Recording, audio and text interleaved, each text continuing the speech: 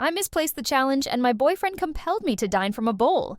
It belonged to a student from an underprivileged background. Disgusting. What are you waiting for? Move quickly. I'm eager to witness his enraged response. Am I back a decade ago? I approached the student from a struggling family, grabbed a slice of pickled daikon, and ate it.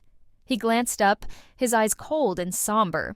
Then, in front of everyone's gaze, I added sweet and sour spare ribs, braised pork, and other dishes to his plate. This was my way of compensating for taking his radish. I hoped he wouldn't mind.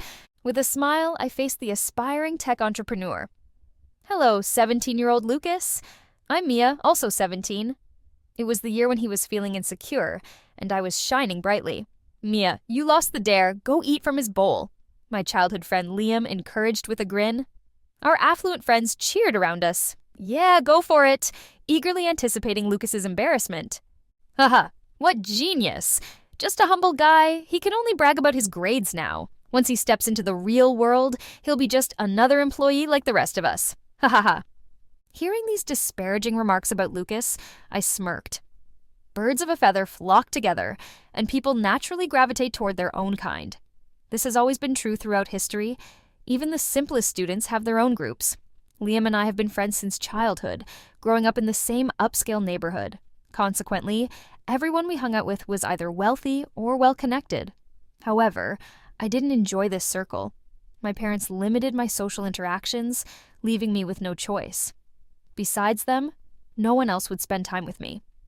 10 years ago, encouraged by them, I took a piece of pickled daikon from Lucas's bowl and placed the chocolate I was carrying beside him. That was the only interaction I had with him throughout my entire adolescence. Back then, he always walked with his head down, as if he might disappear into the ground at any moment. In the decades since, I had long forgotten about such a person until we met again at a sweet potato stand. By then, he had become a renowned tech magnate and a new aristocrat with immense influence. As for me, due to my father's financial collapse and my husband's abandonment, I had become the biggest joke in my neighborhood. Why go all the way to buy these lousy sweet potatoes? A girl next to the stand complained, flaunting a new designer handbag. Hey, these aren't just any sweet potatoes. They're golden sweet potatoes baked by Chef Daniel. Is this really Miss Mia? Someone whispered. She looked like a woman in her 30s. Absolutely, after her father's downfall, Liam abandoned her, leaving her in this state. It was tragic. Hearing them talk, the woman with the designer bag approached me, wearing high heels. Boss, I'll take 10 more sweet potatoes. Make sure they're well roasted. I'm buying them for my nanny and driver. I smiled sweetly. Sure, miss. You're truly kind and beautiful. Upon hearing me address her as miss, she became even more pleased. Add 10 more. The man beside her pulled her back. Why are you buying so many? You can't even finish them. She smirked disdainfully. Why would I eat such low-class food? Low class? I used to buy street food to feed stray cats, but never ate a bite myself. At that moment, the memories from my youth hit me squarely. I pressed my lips together and quickened my pace in roasting the sweet potatoes. Let me help you! When Lucas appeared before me in a suit, I was taken aback. He took the destitute me to his private villa. There was no confinement, no coercion, and no inappropriate undertones. He simply offered me a place to stay as a friend and helped me secure a respectable job. I was immensely grateful and constantly pondered how to repay him, though I didn't know how. On several nights when I went out for water, I would see Lucas standing by the large floor-to-ceiling windows, his pale fingers holding a lit cigarette. The moonlight spread coolly across the floor, and he was enveloped in cold solitude. Many times I wanted to comfort him by hugging him from behind, but I had neither the standing nor the right to do so. Some time passed. He truly wanted nothing from me and lacked nothing. Perhaps bringing me home was just out of pity, similar to how I used to bring home stray cats and dogs. Until he became ill from overwork and developed cancer, he remembered my birthday and insisted I make a wish and blow out the candles by his bedside. He said a princess's birthday must have a sense of ceremony. Yes, later on he always called me princess. Because of his illness, he had become so thin. His eye sockets were hollow, no longer human-like. Even his hand holding the candles was pale with prominent wrist bones. He struggled to force a smile. Princess, happy birthday. His voice was barely audible. I leaned my ear close to his mouth to hear the words. I looked at him with tears in my eyes, but he kept smiling at me. Hurry.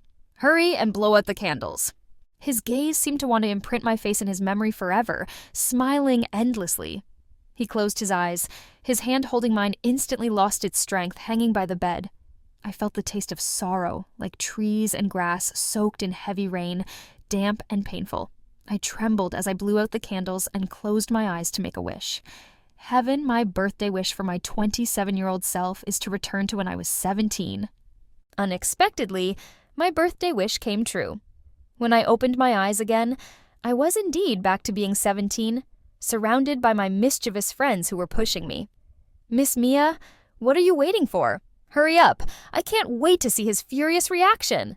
They laughed maliciously toward Lucas's direction. The 17-year-old Lucas was sitting in a corner, eating the cafeteria's free pickled vegetables. He looked at me, wanting to make space for me to sit in the already narrow spot. He shuffled further in. The large plate contained only rice, pickled daikon, pickled cabbage, and a bowl of pickled mustard green soup without any oil. At that moment, a piercing pain spread through my entire being. After he developed cancer, he could have fought a bit more with chemotherapy, but the doctor said his constitution was too weak due to malnutrition in his youth, which had left him with lasting health issues. Ultimately, he didn't even survive the second round of chemotherapy. Seeing him so emaciated and weak, my words got stuck in my throat. I'm trying to control my emotions, but I still can't finish what I want to say. He must think I'm crazy right now. I composed myself and said nothing more. Instead, under his surprised gaze, I took a piece of daikon and put it in my mouth. It was salty and bitter, tasting like chewing wax. Lucas, I'm sorry I'm late.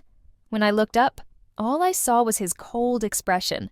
Classmate, the pickled daikon are free, so please don't make such a boring joke.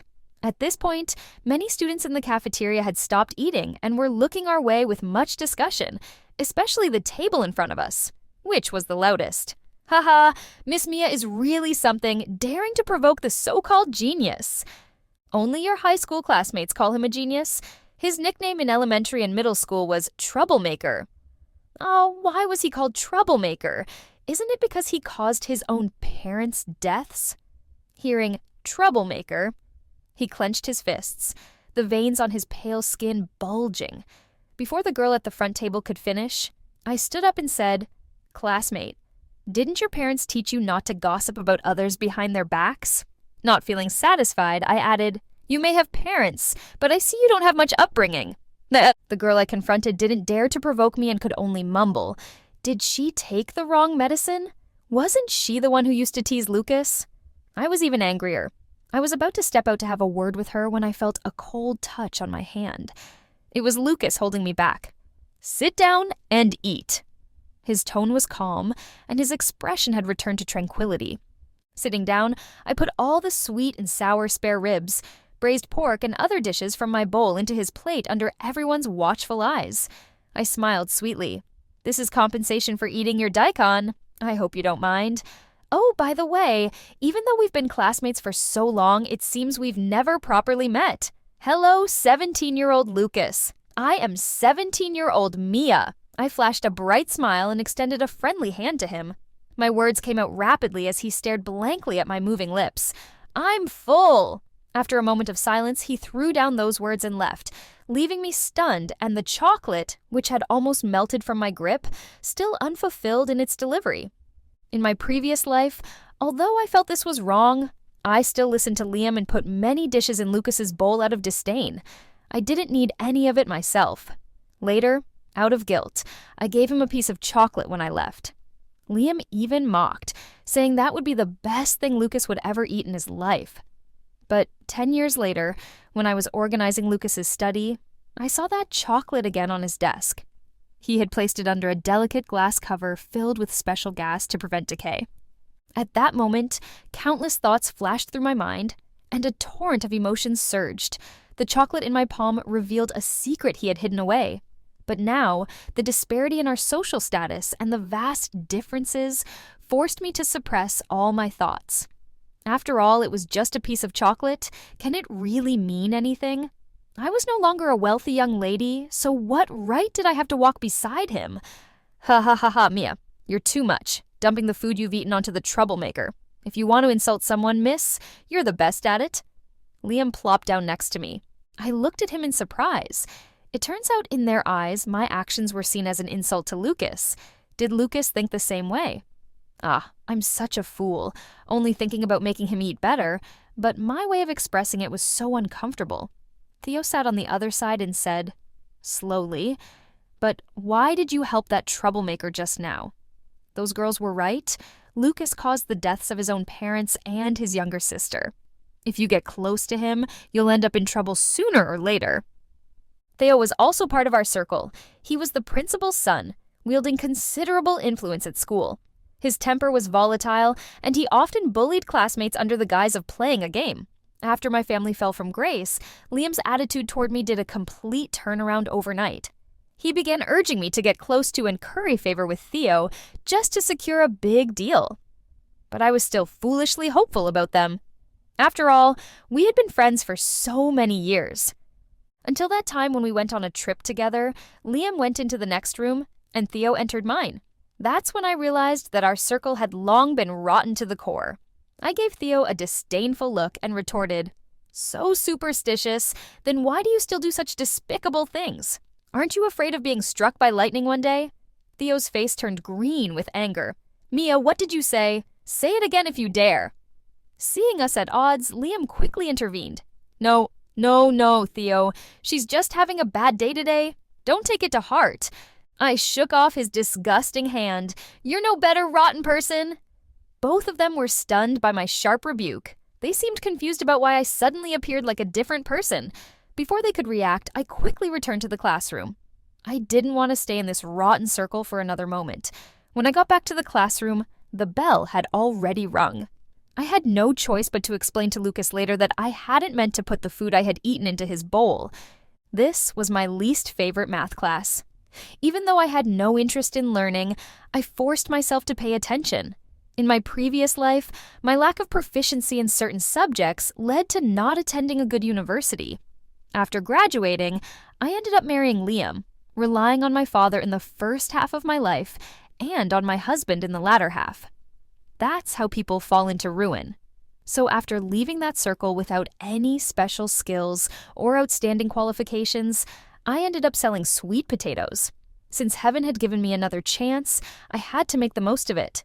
I kept my eyes wide open and listened intently for half the class.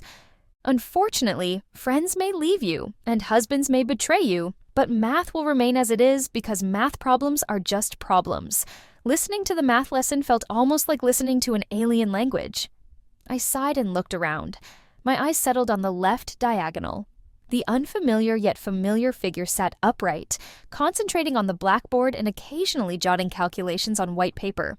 He was slim, with a pale, gaunt face, lacking in vitality, and a lingering pale greenish hue between his brows. Compared to the strong presence he had 10 years later, he was now somewhat inexperienced and insecure. "Mia, what are you staring at? Stand up and tell me." Lost in staring at Lucas, I was caught by the math teacher. I stood up calmly and said with a grin, "I'm looking at Lucas." The class erupted in shock. Only Lucas continued to quietly solve problems, but his pale ears visibly reddened. My bold statement only made the teacher more furious. "Come on, tell me what exactly you're looking at. If you don't explain yourself, you won't leave until class is over." I smiled and said, "He's handsome." This remark set the entire class ablaze. As expected, I was asked to leave the classroom. However, due to my father's status, other teachers quickly took me to the office and scolded me. After class, I eagerly went to find Lucas to explain the situation. He kept his head down, solving problems, and didn't look at me, simply replying, "It's okay. I didn't think much of it." I breathed a sigh of relief. "I'm glad you didn't misunderstand." He was unexpectedly easy to get along with. Why did I always find him so cold and difficult in the past? Seeing him still working on problems, I didn't want to disturb him further. I placed the chocolate I had on his desk, bent down, and smiled at him. "This is my favorite chocolate for you." He glanced at it, then returned to his book.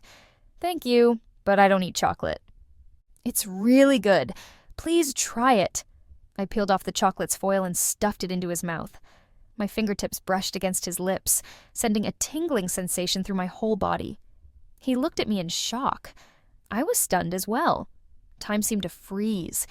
He even forgot to chew. My face was burning, but with things already in motion, I steeled myself and said, "It's good. I'm not lying. I'll bring you one every day." With that, I hurriedly left. After school, Liam blocked my way home. I frowned at him. "What's up?" He crossed his arms and looked displeased. "What's wrong with you today? Why are you being so nice to the troublemaker?" "I want to. Why do you care?" He grabbed my shoulder. "Today you offended Theo for Lucas. Theo will make Lucas his next target." "That's not right. He's crazy. If he's got something to say, he should come at me." Hearing Lucas's name made me anxious. Liam's eyes darkened as he pinched my chin, speaking slowly. "Mia, you're not falling for this trash, are you?" I sneered with disdain. "I don't love him. Should I love someone like you, scum?" Mia, he was thoroughly enraged by my words. He pushed me against the wall and kissed me fiercely. Memories from the past flashed through my mind, and I felt sick. I pushed him away with force and slapped him across the face. "Liam, what are you doing?" He towered over me, using his strength to pin me between his arms. "What am I doing? I already told you the girl you saw that day was my sister. You were deliberately trying to provoke me with Lucas, weren't you?" Wow, this scum! I was truly fed up with him. Just as I was about to give him a piece of my mind, I caught sight of a figure out of the corner of my eye. It was Lucas. He was holding a trash can and heading toward the classroom. As he passed by, his gaze fell on me and Liam for just a second. He looked away nonchalantly and continued walking. My chest felt tight with pain. So he wouldn't think that I was getting close to him just to irritate Liam, would he? I seized the opportunity and delivered a heavy blow to Liam's weak spot. Liam bent over in pain. "If you're sick, you should see a doctor." I threw the words at him and ran after Lucas. "Lucas!" After running for a while, I finally caught up with him. I grabbed his sleeve and explained, "I don't like Liam, he's a scumbag." Lucas kept walking, his long legs making his brisk pace equivalent to my run.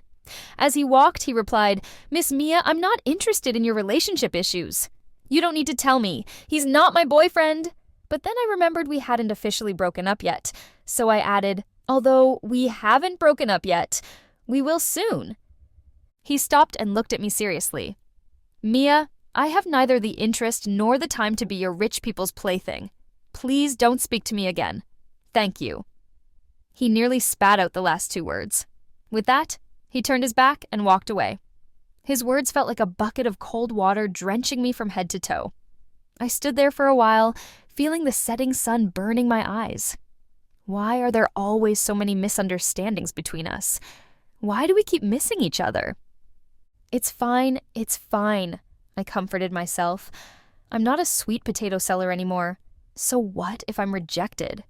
I caught up with him again, but this time it only led to his angry shout. "Don't follow me. Get lost." 10 years later, it was like going back a decade. In all our time together, it was the first time he had been this harsh with me. I looked at his fierce expression, momentarily at a loss. After a while, I forced a smile and said, "Then goodbye for now. We'll see each other tomorrow." Turning away, I had tears in the corners of my eyes and felt a tightness in my chest. For the next few days, I left chocolates on his desk. Of course, they were all thrown into the trash. I stared at the chocolates in the trash for a long time. Disappointment, sadness, helplessness. These emotions surged like the sea, enveloping me. It's okay. Misunderstandings can always be resolved. Because Theo announced that Lucas was the next target of his schemes, the entire class started to obstruct Lucas's work. As the math class representative, whenever Lucas went to collect homework, someone would deliberately drop it on the floor for him to pick up. So I took the initiative to help him collect it. When I placed the collected homework on his desk once more, he finally spoke. "Miss Green, I've resigned from the class representative position. Please don't approach me again." The small flame of hope I had rekindled was extinguished. After a few seconds of silence, I stubbornly asked, "Why?" He looked up at me with a gaze that was unusually cold, and his thin lips spoke. Because I dislike you. I didn't know how I made it back to my seat. That entire day I was listless and dejected. I didn't understand why. Why is it still so difficult? Even though I've gone back 10 years, heaven, please tell me what I should do next. Maya, come to my office. As I was feeling down, the appearance of my homeroom teacher caught my attention. The homeroom teacher was a young female instructor, and my mother often sent her branded handbags to get her to look after me. She kindly asked if I needed any help recently. I tearfully told her about my financial troubles. Things naturally fell into place. Before the class bell rang, I was already sitting next to Lucas, and Liam's seat was miles away from us. He was so furious he was practically jumping up and down, but there was nothing he could do. Under the homeroom teacher's persuasion, Lucas had no choice but to set aside his grievances with me and became my math tutor by default. Lucas taught perfunctorily, but I studied with utmost seriousness.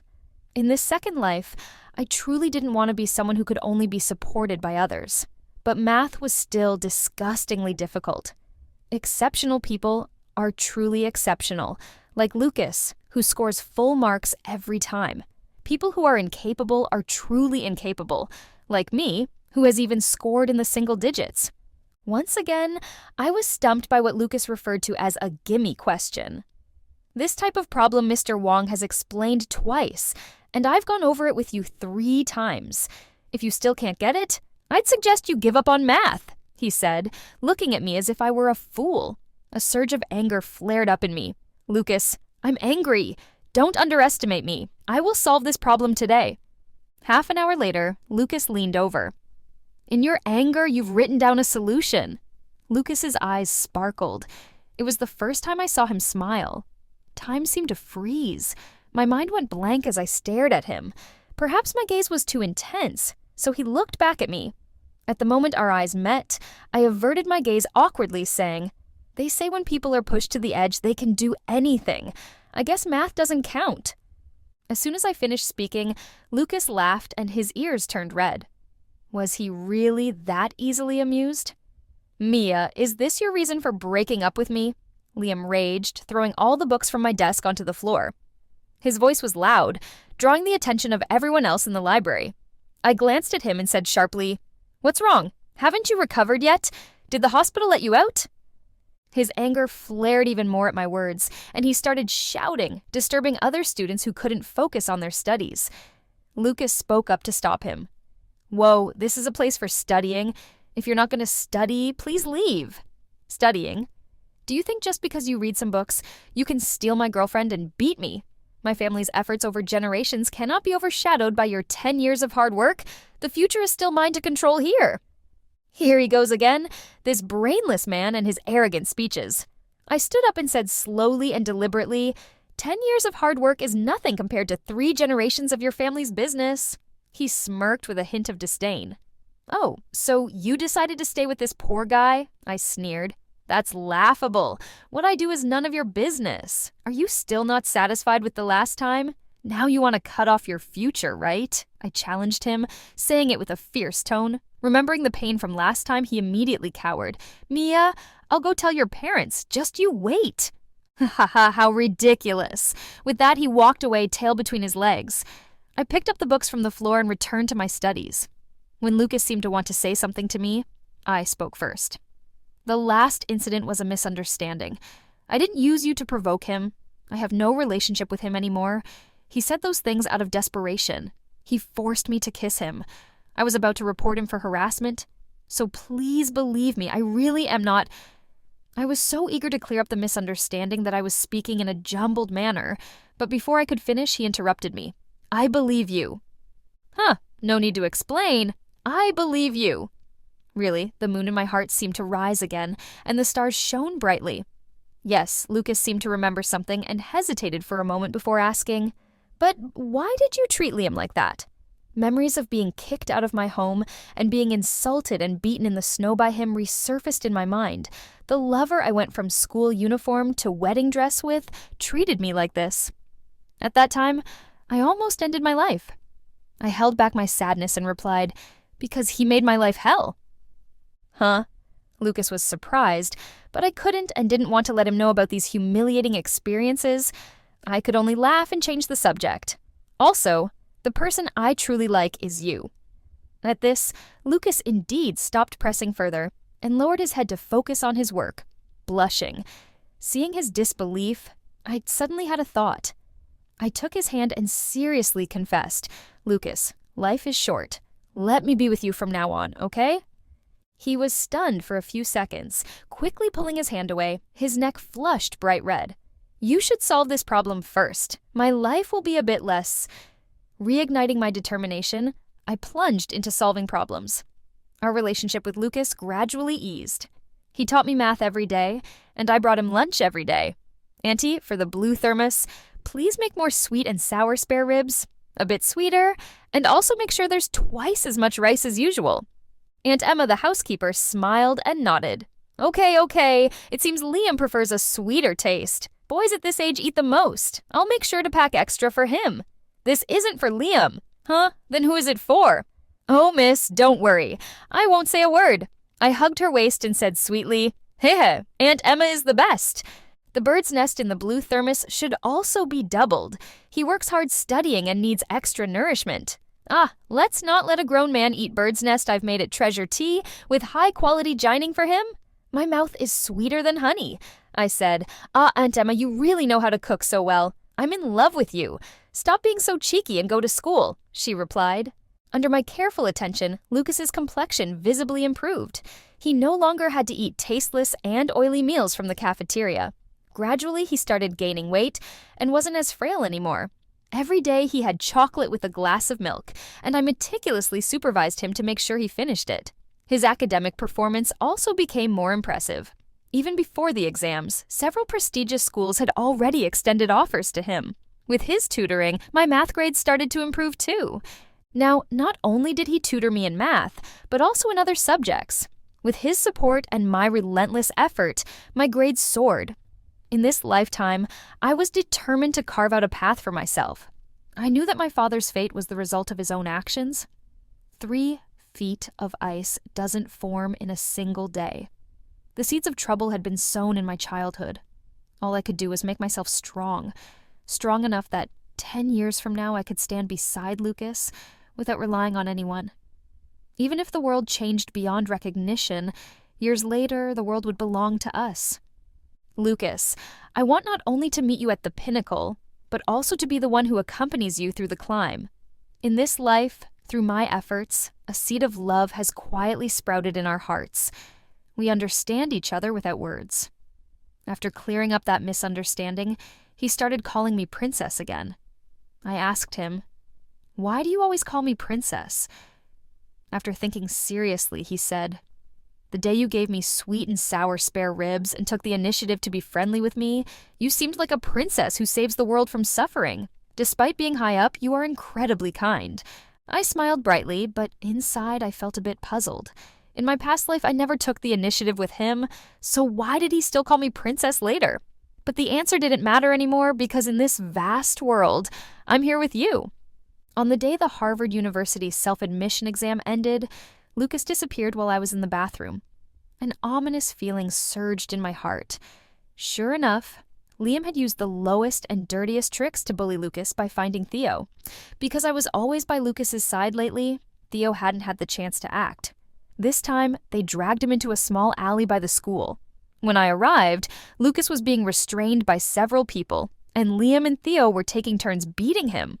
Lucas's face was twisted in pain, his hands clutching his abdomen as he lay on the ground gasping for breath.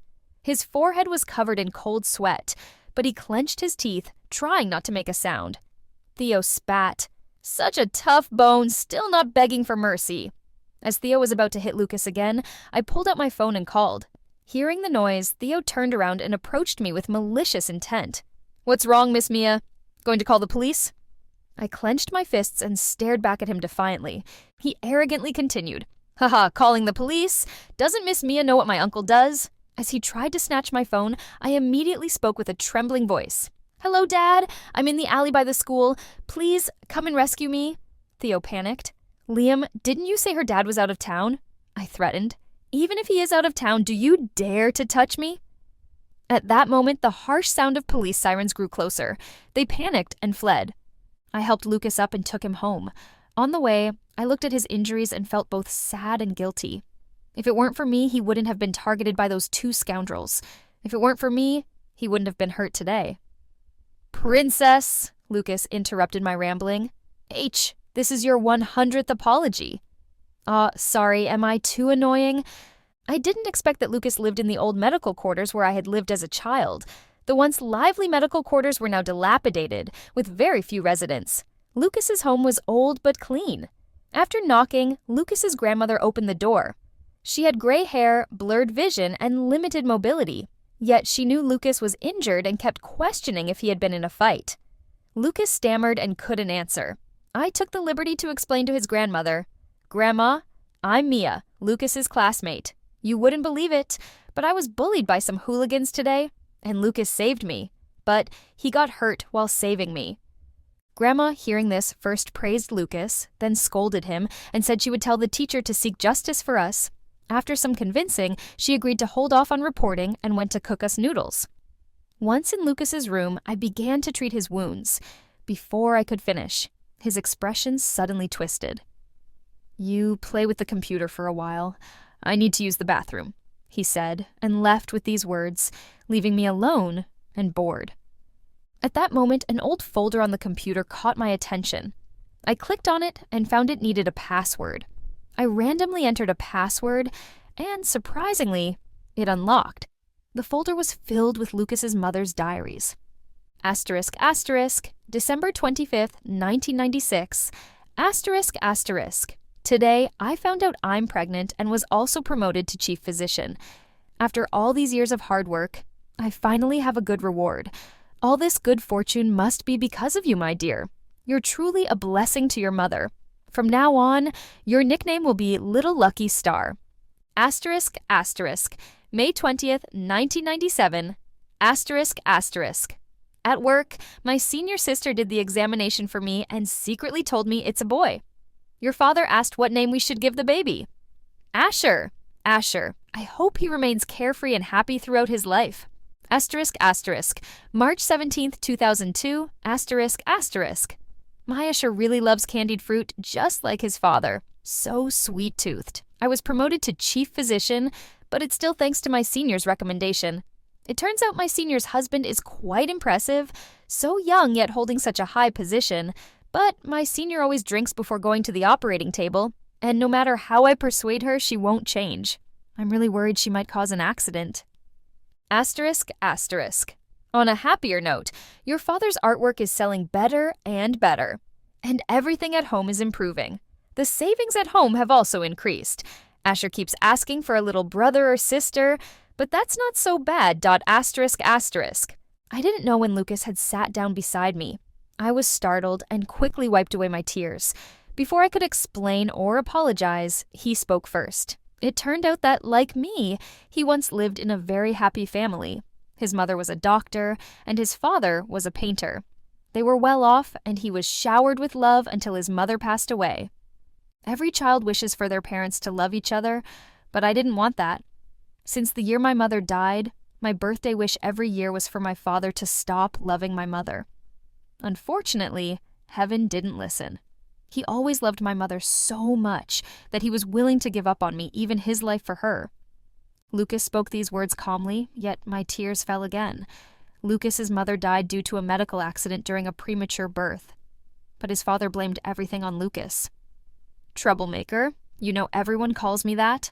Others might resent their nickname, feeling it humiliates them, but I can't because it was my father who gave me that nickname. He said I was a troublemaker who caused my mother and sister's deaths. I used to be called Asher, but he changed my name to Lucas. He said I was the one who killed my mother and sister, so how could I be Asher for life? Lucas's eyes gazed blankly out the window, his tone so detached it felt like he was talking about someone else's story. My father was right, because my mother's premature birth was my fault. I insisted on having candied fruit in the middle of the night. At that hour, many shops were closed, and my mother walked several streets with my sister and couldn't find any. On the way back, she suffered from low blood sugar. At this point, he suddenly stopped as if choked by something in his throat. After a long pause, he continued. Actually, there was still a chance. When she was taken to the hospital, unfortunately, the person performing the surgery was her senior who liked to drink before going to the operating table. At this moment, time seemed to freeze.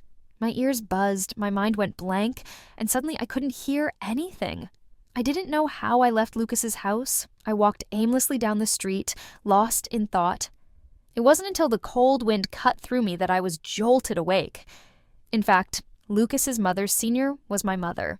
10 years later, my father's disgraceful end was because he was my mother's shield. In my memories, my mother was under immense pressure, which led to her drinking. No matter how others tried to persuade her, it didn't help. Gradually, drinking turned into alcoholism. A doctor became an alcoholic, medical accidents happened repeatedly, but she didn't care because my father was always protecting her. Later, an accident became a public scandal. Due to a twist of fate, patients harmed in the past came forward. Ultimately, my mother was dismissed from the hospital, but my father used his last strength to protect her. My father, bearing all the blame and entangled in other problems, reaped the fruits of his own actions. Justice might be delayed, but it will never be absent. So the landmines buried by my parents were more early and dangerous than I imagined. This landmine not only destroyed me 10 years later, but also devastated my present self. I seemed to suddenly understand why I could unlock that password. The gentle and beautiful aunt who used to sing lullabies to comfort me when my mother drank too much was Lucas's mother. Fate is indeed a trickster. At this moment, I finally understood what that piece of chocolate Lucas had 10 years later meant. It was the repressed, surging love that he held back in the future. Such a formidable person as he surely knew about our relationship.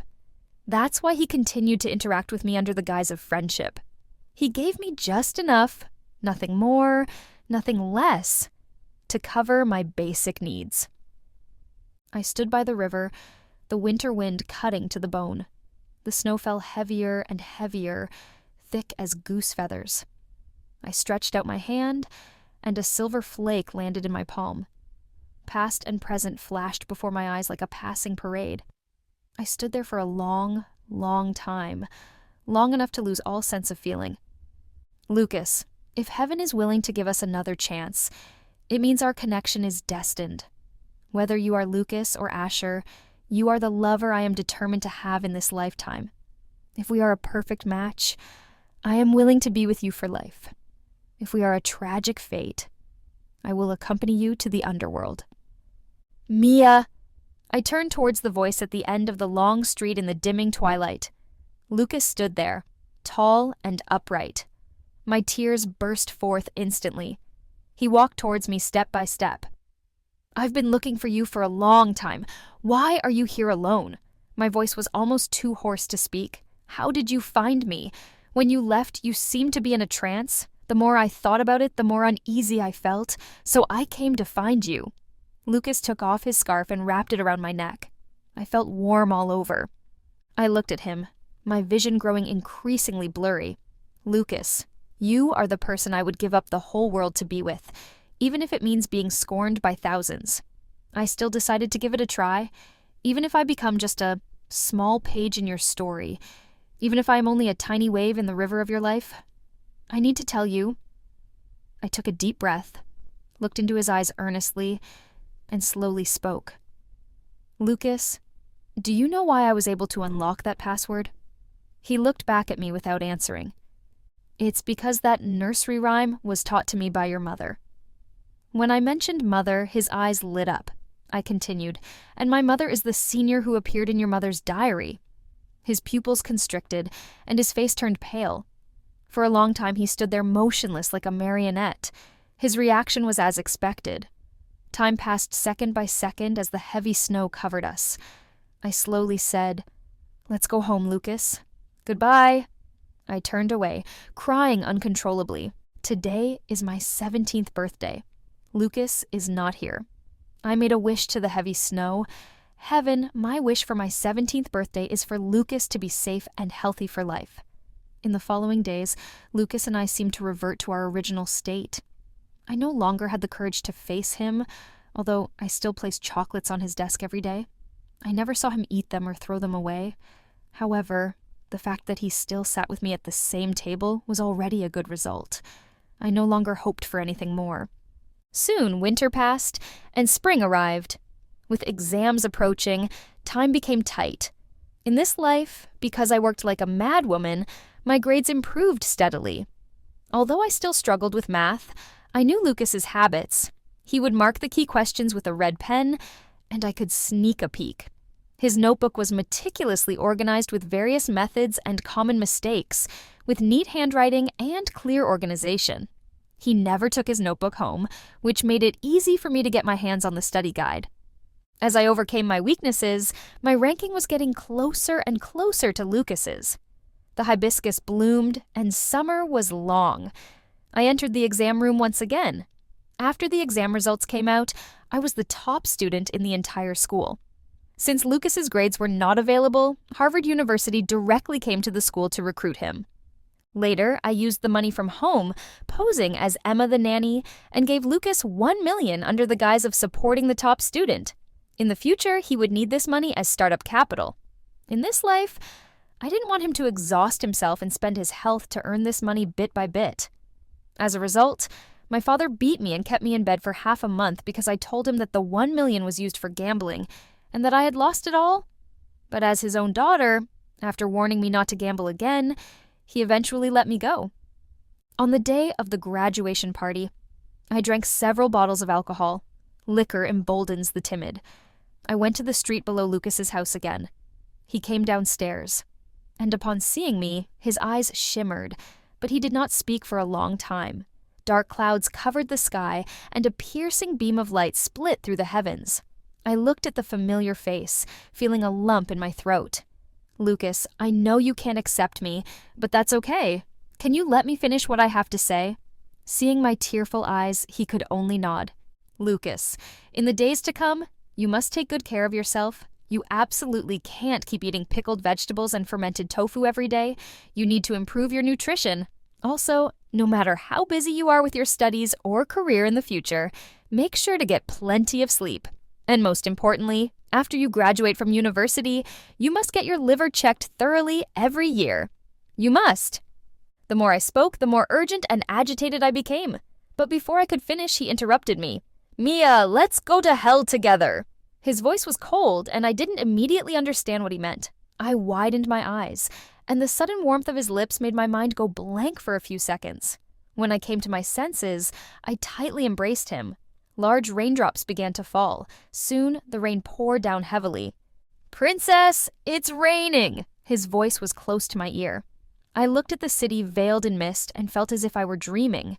The rain kept pouring down, but I was unwilling to let go because I had expended great effort and used up all my luck in this lifetime just to embrace you so completely. 10 years later, my parents met the same fate. During these 10 years, no matter how much I tried to persuade, I could not change my mother's alcoholism. To prevent more people from being harmed by my mother, I resolutely chose to report her, but my reports were met with silence time and again until my father discovered that the culprit behind spending so much money to cover up these matters was me. He nearly beat me to death. That's when I realized how naive I was in the face of power and money. Money not only moves mountains, but also turns people into monsters. Of course, I did not change the path my father continued down. This was within my expectations. In the end, I never saw him in deep regret. I only saw his calm acceptance of the consequences. So, no matter how many times we start over, I can't change this predetermined outcome. Lucas still got cancer, but fortunately it was detected early this time. With my meticulous care over the past 10 years, and with him exercising seriously and going to bed early and waking up early under my supervision, his body withstood the surgery to remove part of his liver. Because of his good health, he recovered quickly, but the doctor said there is a possibility of recurrence, so he must maintain a regular lifestyle and keep a cheerful disposition. I smiled confidently. With me around, cancer cells will have no chance. "Lucas, fate's hardships have pushed you to the edge of a cliff, so let me sit with you on this cliff's edge, watching the drifting mists together. From now on, we will be bound by life and death." An epilogue to Lucas actually calling me a princess comes from a cartoon. When I was young, I depended on my grandmother, and we didn't have much money. I watched TV at the neighbor's house. She always liked to watch Snow White, so I watched it with her. In my memory, Snow White always wore a red dress, waiting for her prince. I knew I wasn't a prince, but I still admired the princess's beauty. Later, at a school welcome party, Mia dressed in a red gown took the microphone and stepped onto the stage. Her appearance was strikingly beautiful, her skin glowing white. The noisy hall immediately fell silent, all eyes fixed on that red figure. She spoke gracefully and composedly. Her speech was like a heavenly melody. Standing in the center of the stage, she smiled brightly and brilliantly. At that moment, I thought I saw the real Snow White. I, looking up at the stage, felt like a rat in the gutter trying to spy on the world's most beautiful princess. Later, I learned from my classmates that she was indeed a real princess. I thought we would never have any connection in this lifetime, but unexpectedly, she took the initiative to get close.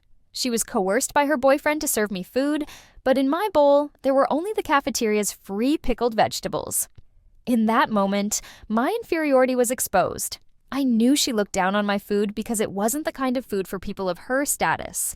Luckily, she didn't eat it, because a princess wouldn't eat such things. Perhaps on a whim, before she left, she gave me a chocolate, but her fleeting gesture caused ripples that affected my entire life. When we met again, the once lofty princess was now selling sweet potatoes. She was dirty and disheveled, quietly listening to former friends ridicule her. Seeing her like this, my heart felt inexplicably blocked. At that time, I already knew about her parents. I also knew that the unethical doctor who performed surgery on my mother and sister was the princess's mother. But then I realized my father had placed all his resentment on me. I experienced that suffocating feeling firsthand. So why would I let history repeat itself with her? I brought her home and treated her like a friend. I suppressed my overwhelming love for her because I was afraid of scaring my little princess. In our subsequent interactions, I felt the warmth of life. After succeeding in my career, the world is grand and brilliant, but it is also dark and bloody. No matter how the world is, I am always an outsider, like a floating weed, like a lonely soul, until the princess reappeared. I felt a sense of solid grounding. She showed me warmth and sunshine, and gave me a reason to live in this world. She is my homecoming. I wanted to let everyone know I love you when the mist clears, but heaven did not let me wait for that day. If I could live again, my princess, could you come to my side earlier?